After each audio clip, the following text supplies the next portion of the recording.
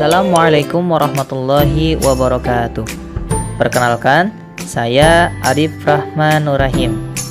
Di sini saya akan menjelaskan mengenai pengertian pembelajaran saintifik, karakteristik pembelajaran saintifik, dan langkah-langkah pembelajaran saintifik. Bismillahirrahmanirrahim. Perkenalkan, nama saya Siti Lailatul Fitriah.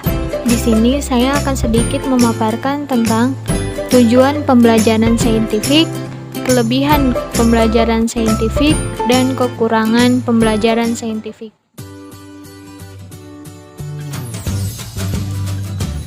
Yang pertama, pengertian pembelajaran saintifik. Kata saintifik berasal dari kata science dalam bahasa Inggris yang berarti ilmu pengetahuan. Scientific berarti berdasarkan ilmu.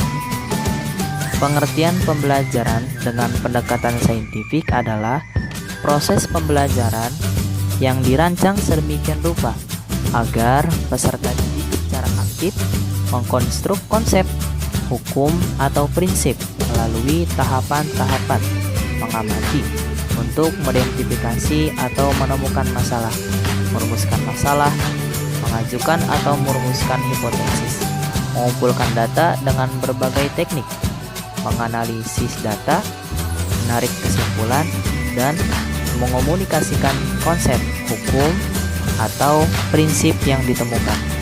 Selanjutnya, yang nomor 2 adalah karakteristik pembelajaran saintifik.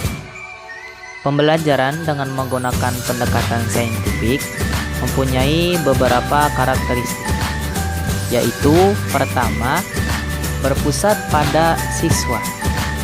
Yang kedua, melibatkan keterampilan proses sains dalam mengonstruksi konsep, hukum, atau prinsip. Yang ketiga, melibatkan proses-proses kognitif yang potensial dalam merangsang perkembangan intelek, khususnya keterampilan berpikir tingkat tinggi siswa. Yang keempat, dapat mengembangkan karakter siswa. Selanjutnya adalah mengenai langkah-langkah pembelajaran saintifik. Dalam pembelajaran saintifik, kita mengenal istilah 5M, yakni mengamati, menanya, mengumpulkan informasi, menalar, dan mengomunikasikan. Yang pertama adalah mengamati. Dalam kegiatan pembelajaran, siswa mengamati objek yang akan dipelajari. Metode mengamati mengutamakan kebermaknaan proses pembelajaran. Metode ini memiliki keunggulan tertentu, seperti menyajikan media objek secara nyata.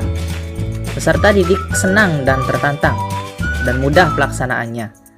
Metode mengamati sangat bermanfaat bagi pemenuhan rasa ingin tahu peserta didik, sehingga proses pembelajaran memiliki kebermaknaan yang tinggi. Dengan metode observasi, peserta didik menemukan fakta bahwa ada hubungan antara objek yang dianalisis dengan materi pembelajaran yang digunakan oleh guru.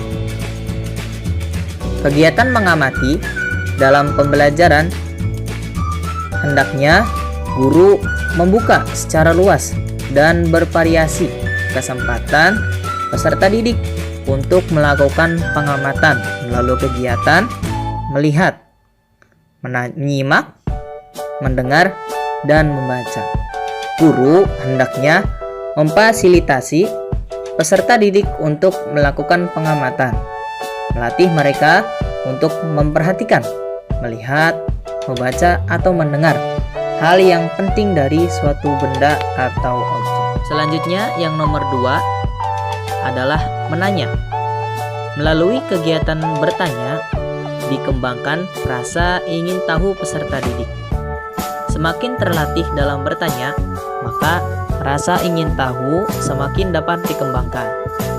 Pertanyaan tersebut menjadi dasar untuk mencari informasi yang lebih lanjut dan beragam dari sumber yang ditentukan guru sampai yang ditentukan peserta didik, dari sumber yang tunggal sampai sumber yang beragam. Kegiatan menanya dalam kegiatan pembelajaran adalah mengajukan pertanyaan tentang informasi yang tidak dipahami dari apa yang diamati, atau pertanyaan untuk mendapatkan informasi tambahan tentang apa yang diamati. Adapun kompetensi yang diharapkan dalam kegiatan ini adalah mengembangkan kreativitas, rasa ingin tahu, kemampuan merumuskan pertanyaan untuk membentuk pikiran kritis yang perlu untuk hidup cerdas dan belajar sepanjang hayat. Pada kegiatan pembelajaran ini, siswa melakukan pembelajaran bertanya. Yang nomor 3 dari langkah-langkah pembelajaran saintifik adalah mengumpulkan informasi. Kegiatan mengumpulkan informasi merupakan tindak lanjut dari bertanya. Kegiatan ini dilakukan dengan menggali dan mengumpulkan informasi dari berbagai sumber melalui berbagai cara. Untuk itu, peserta didik dapat membaca buku yang lebih banyak, memperhatikan fenomena atau objek yang lebih diteliti, atau bahkan melakukan eksperimen. Dari kegiatan tersebut, terkumpullah sejumlah informasi.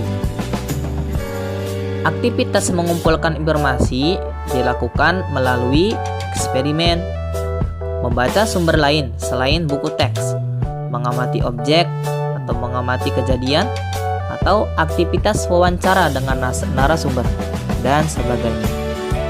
Adapun kompetensi yang diharapkan adalah mengembangkan sikap teliti, jujur, sopan, menghargai pendapat orang lain, kemampuan berkomunikasi, menerapkan kemampuan mengumpulkan informasi melalui berbagai cara yang telah dipelajari, mengembangkan kebiasaan belajar, dan belajar sepanjang hidup. Yang nomor 4 adalah menalar.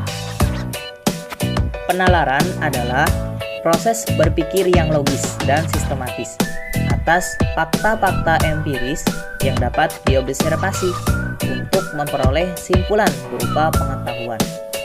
Penalaran dimaksud merupakan penalaran ilmiah, meski penalaran non-ilmiah tidak selalu tidak bermanfaat.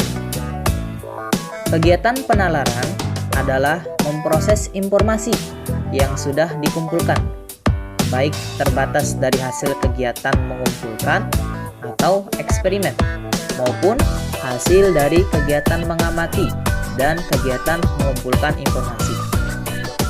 Pengolahan informasi yang dikumpulkan dari yang bersifat menambah keluasan dan kedalaman sampai kepada pengolahan informasi yang bersifat mencari solusi dari berbagai sumber yang memiliki pendapat yang berbeda sampai kepada yang bertentangan.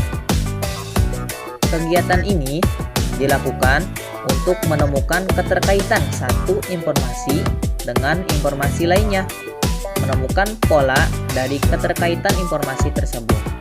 Adapun kompetensi yang diharapkan adalah mengembangkan sikap jujur, teliti, disiplin, taat aturan, kerja keras, kemampuan menerapkan prosedur, dan kemampuan berpikir induktif serta deduktif.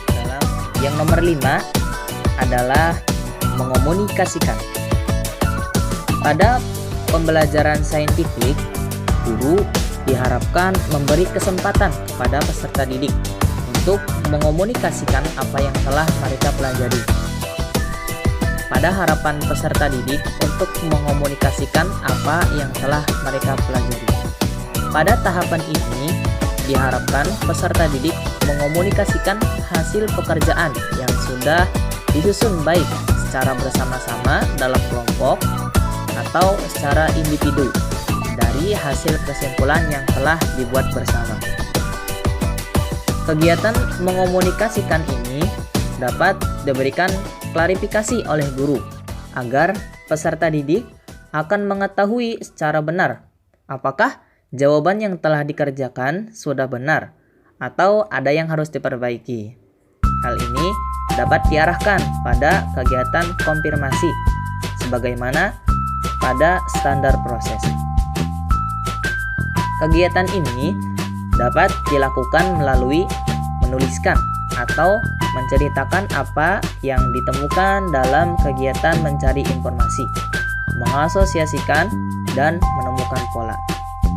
Hasil tersebut kemudian disampaikan di dalam kelas dan dinilai oleh guru sebagai hasil belajar peserta didik atau kelompok peserta didik tersebut. Kegiatan mengomunikasikan adalah menyampaikan hasil pengamatan, kesimpulan berdasarkan hasil analisa secara lisan, tertulis, atau media lainnya. Adapun kompetensi yang diharapkan dalam kegiatan ini adalah mengembangkan sikap jujur, teliti, toleransi, kemampuan berpikir sistematis, mengungkapkan pendapat dengan singkat dan jelas, dan mengembangkan kemampuan berbahasa yang baik dan benar. Tujuan pembelajaran saintifik yaitu untuk meningkatkan kemampuan berpikir peserta didik, membentuk kemampuan dalam menyelesaikan masalah secara sistematik, menciptakan kondisi pembelajaran supaya peserta didik merasa bahwa belajar merupakan suatu kebutuhan, melatih peserta didik dalam mengemukakan ide-idenya, meningkatkan hasil belajar peserta didik, dan mengembangkan karakter peserta didik. Kelebihan dan kekurangan pendekatan saintifik. Menurut Daryanto, kelebihan pendekatan saintifik yaitu diantaranya membantu siswa untuk memperbaiki dan meningkatkan keterampilan dan proses kognitif. Yang kedua, pengetahuan yang diperoleh melalui model ini sangat pribadi dan ampuh karena menggunakan pengertian, ingatan, dan transfer. Yang ketiga yaitu menimbulkan rasa senang pada siswa karena tumbuhnya rasa menyelidiki dan berhasil. Yang keempat yaitu menyebabkan siswa mengarahkan kegiatan belajarnya sendiri dengan melibatkan akalnya dan motivasi sendiri.